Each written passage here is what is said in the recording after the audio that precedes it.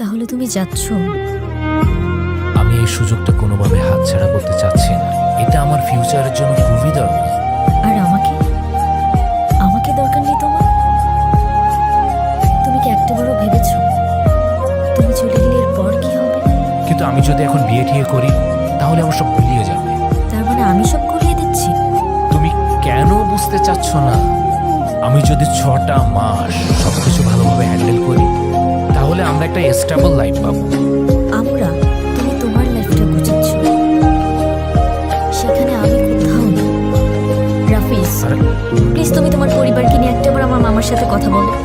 তোমার এক্ষুনি বিয়ে করতে হবে না, তুমি যা করে চায়না থেকে এসেই করো।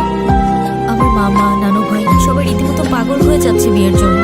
আমাকে শুধু শান্তির সময় দিয়েছে, আমি আর পারছি না রাফিজ। তুমি কেন বুঝতেছো না?